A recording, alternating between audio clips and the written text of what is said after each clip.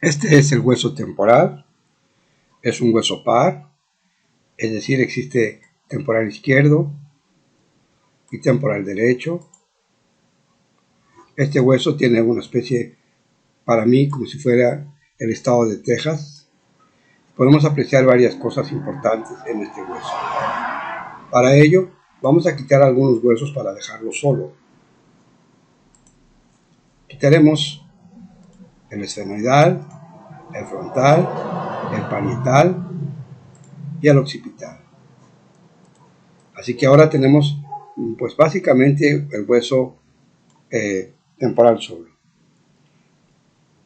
El hueso temporal tiene una parte escamosa, una parte petrosa, un proceso mastoideo, una parte timpánica y un proceso estiloideo. Hablaremos de la parte escamosa. Es una porción plana y delgada. Aquí podemos apreciar cómo esta porción es plana y aparte es delgada. Ahí vemos la delgadez de la parte como si fuera una lámina únicamente de la cresta supramastoidea, que corre hacia atrás y hacia arriba a través de la parte posterior sobresaliendo de la parte inferior. En la escama se encuentra el proceso cigomático, que aquí vemos parte de él, el proceso cigomático.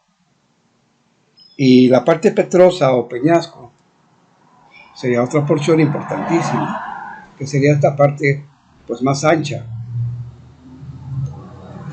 En esta parte tiene forma piramidal y está acuñada en la base del cráneo, entre los huesos esfenoidal y occipital. El oído interno, parte esencial del órgano de la audición. Entonces aquí en el peñasco tenemos el oído interno. Aquí lo podemos apreciar. Aquí se ve claramente su situación y tiene una especie de hoyo o hueco horadado dentro del mismo hueso hasta llegar inclusive al oído interno. Es decir, dentro del propio peñasco se encuentra en la porción del oído interno, la parte funcional del oído. Luego viene el proceso mastoideo, que todos hemos oído hablar, por ejemplo, acerca de la famosa apófisis mastoides, que por ejemplo es donde se inserta el ilustre músculo que todo el mundo recuerda por su nombre, el esternocleidomastoideo. Viene de este nombre, de la parte del mastoides del hueso temporal. La parte timpánica, aquí la vemos, ¿verdad? En esta porción. La parte timpánica es una lámina curva de hueso situado debajo de la escama y enfrente de la apófisis mastoides. Acá está la apófisis mastoides y esta es la parte timpánica. En la forma parte del meato acústico que conduce al oído interno, como habíamos dicho. Acá va adentro y pues va hacia el oído interno. Y finalmente tenemos el proceso estiloideo, que es este piquito, ¿verdad? Lo podemos apreciar acá, si nosotros nos acercamos. Este pico muy característico, mírenlo. Este es el proceso estiloideo, que es una prolongación delgada, y aguzada que sobresale hacia abajo de la cara inferior del hueso temporal. En su parte distal están insertados los ligamentos, tanto y músculos de la lengua. Así que, como el músculo estilofaringio, estiloideo, en fin. Entonces aquí pues este fue el hueso temporal.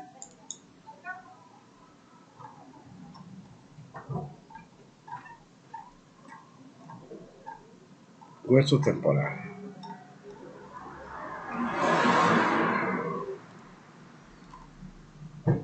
Muy bien, ese fue pues el hueso temporal, que dijimos es un hueso par, derecho e izquierdo.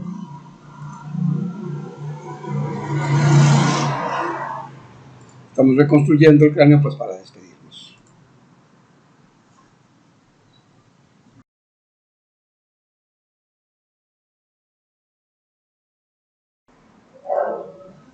Vamos a hablar del hueso frontal. Bueno, este hueso es muy característico, es un hueso par, es un hueso impar, solamente hay un solo hueso frontal. y se encuentra precisamente en la parte anterior del cráneo. El hueso frontal tiene una cara pues convexa y una cara cóncava, es decir, tiene una concavidad. Aquí vemos el hueso frontal pintado de color azul. Como decía yo, es un hueso pues básicamente único. Forma parte del techo de la órbita, como podemos apreciar acá. Pues el techo de las órbitas está representado por el hueso frontal. O sea que algunas veces cuando hay una fractura aquí podemos afectar también al ojo.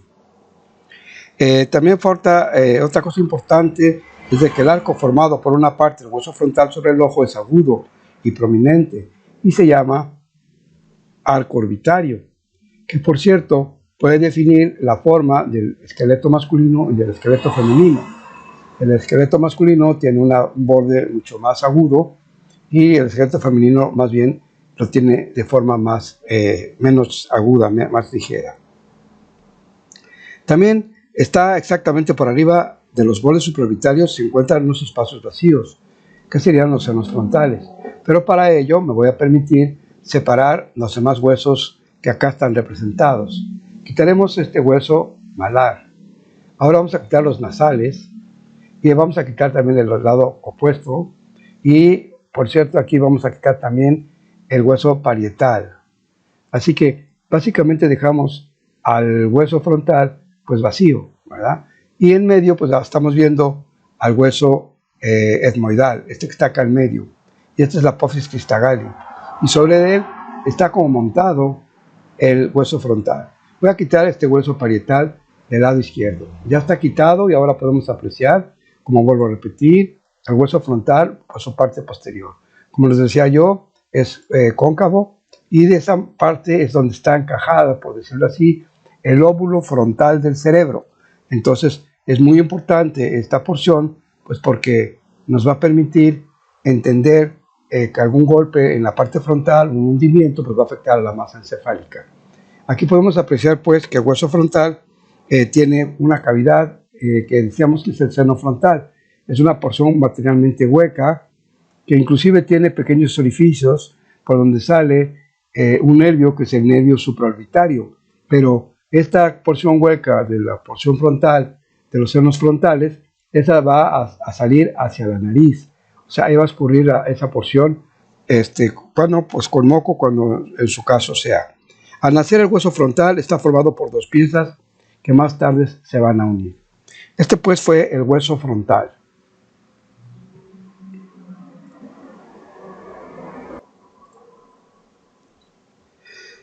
Vamos a hablar ahora del hueso etmoidal.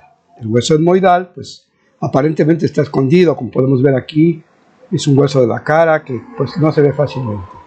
Pero también una parte de él tiene que ver con el cráneo, sobre todo con la parte de la base del cráneo. Vamos a ir separando algunos huesos para poder comprender más a este hueso etmoidal, que es muy importante. Es un hueso esponjoso, forma una lámina horizontal y cribosa. Pero veamos esto.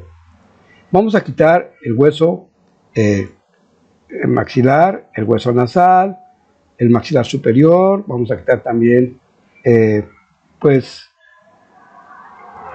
vamos a dar vuelta para agarrar también el otro lado.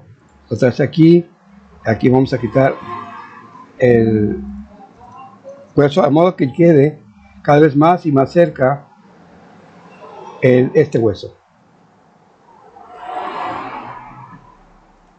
Bueno, aquí ya podemos apreciar que este hueso, si quitamos el hueso frontal, vamos a quedar materialmente con él nada más.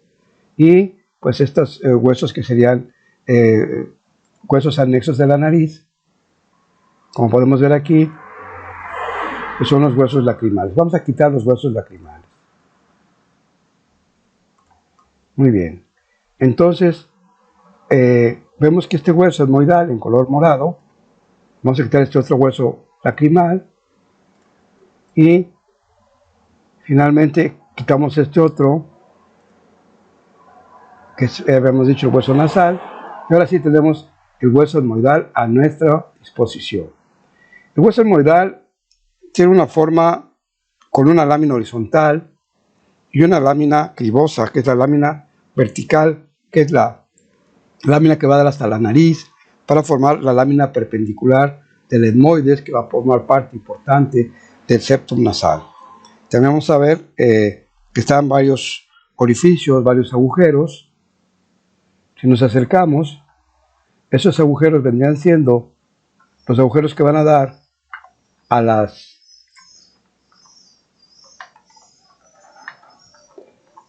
los senos etmoidales, que son cavidades dentro del hueso.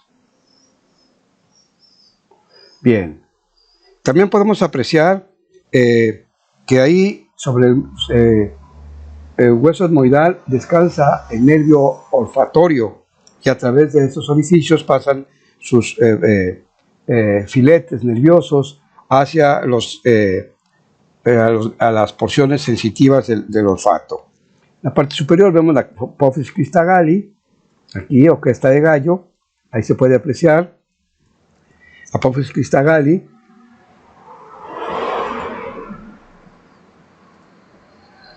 Y también podemos apreciar la lámina perpendicular, acá, la lámina perpendicular de apófisis cristagalli. Así que tiene una forma de vampiro, una forma, por decirlo así, con una lámina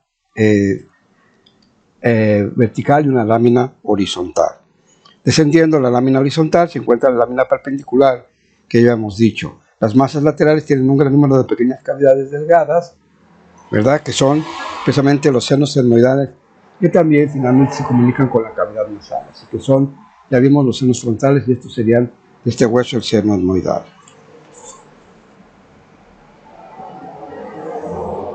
Así que vamos a regresar a ver estas imágenes para poder entender todo este proceso.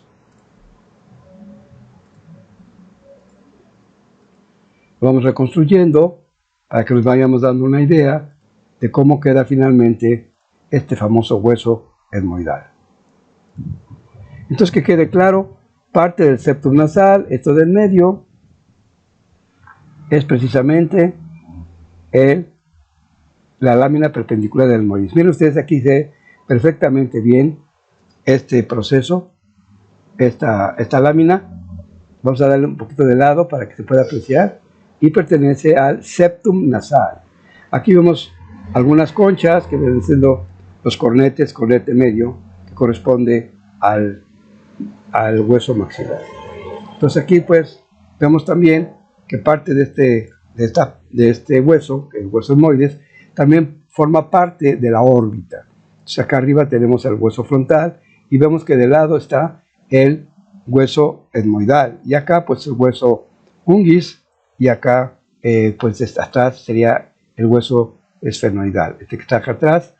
Y bueno, así es como acabamos de hablar de este famoso hueso, que es el hueso etmoidal. Hasta pronto. Aprovechando este dibujo, quisiera demostrar varias partes del septum nasal. Primeramente, aquí está el hueso etmoides, aquí está la lámina perpendicular del etmoides, aquí están los senos frontal del hueso frontal. Esta es la lámina perpendicular que va a ser parte importante del hueso, mejor dicho, del septum nasal. Abajo de él está el hueso vómer, formando una placa íntegra de hueso. Y por delante están los cartílagos, el cornete nasal inferior y el cartílago del septum de la nariz. Este cartílago, este último sobre todo, es el que le da la forma de la nariz, si es aguileña, si es chata, si es ancha, etc. Pero en fin, repitiendo, este es precisamente el septum nasal. Atrás de él se encuentra el seno esfenoidal, ¿verdad? Y aquí está el hueso esfenoides, con este hueco que se llama seno esfenoidal. Así que los senos paranasales, aprovechando, estaría acá el seno frontal, acá estaría el seno esfenoidal, y dentro del hueso etmoides estaría el seno o los senos etmoidales. Hablaremos ahora del hueso esfenoidal. Este hueso que tiene forma de mariposa. ¿Ven? Aquí se ve como si fueran alas de mariposa. Estas puntas van a dar exactamente a lo que conocemos vulgarmente con el nombre de la sien, es decir, en la parte lateral del cráneo. Este mismo hueso abarca, pues, atravesando toda la cara, de un extremo a otro. Sin embargo, aquí vamos a revisar algunos aspectos importantes de este hueso. Bueno, este hueso es importante, situado en la parte anterior de la base del cráneo y contribuye a unir otros huesos del cráneo entre sí. Su forma asemeja a la de un avión y consta de un cuerpo, dos alas mayores y dos alas menores, que se extienden hacia afuera en ambos lados del mismo y los dos procesos pterigoideos que se proyectan hacia abajo. Hablaremos de los senos del esfenoides, pero comenzamos rápidamente por revisar un poco acerca de este hueso. Aquí lo podemos apreciar mejor. Vemos lo que decíamos, esto que pareciera ser la sien es parte del hueso esfenoidal, es el mismo hueso, es uno solo. Aquí lo vemos a través de las órbitas, como se ve el mismo hueso de lado a otro, en el lado ojo derecho como en el ojo izquierdo. También podemos apreciar, si lo vemos desde abajo, que materialmente está incrustado a todo lo largo de la base del cráneo. Es uno de los huesos más importantes de la base del cráneo, el hueso esfenoidal. Muy bien, vamos a quitar algunos huesos para que podamos entender mejor este hueso tan importante. Quitaremos el hueso frontal. Ahora quitaremos el hueso maxilar del lado izquierdo, ahora el del lado derecho. Ahora vamos a quitar el hueso malar o cigomático. Acá está el otro quitado. Muy bien, acá en medio podemos apreciar que está el hueso etmoidal, lo vamos a quitar. ¿Verdad? Vemos aquí está otra parte de los huesos, ¿verdad?, que corresponde a los senos paranasales, y también aquí vemos el hueso etmoides. Lo estamos quitando, y aquí vemos los huesos lacrimales. Para poder analizar, pues tenemos que quitarlos también. Aquí están los huesos lacrimales al frente, que inclusive también forman parte de la órbita, y pues vamos a quitarlos para analizar un poco más este hueso. Aquí vemos el hueso temporal y la apófisis, proceso cigomático del hueso temporal, así que también lo vamos a quitar. Ahora sí podemos comparar este hueso, su ubicación, dónde se encuentra.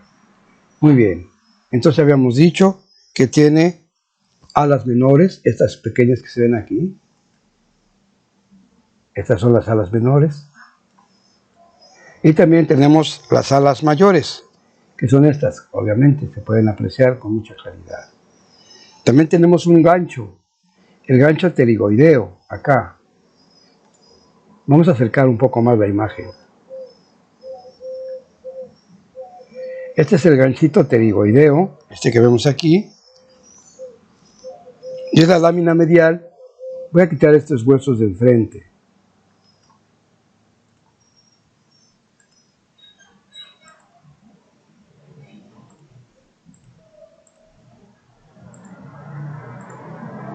Ahora sí, podemos apreciar perfectamente bien estos ganchitos, la lámina medial del proceso pterigoideo y esta otra en la lámina lateral del proceso pterigoideo.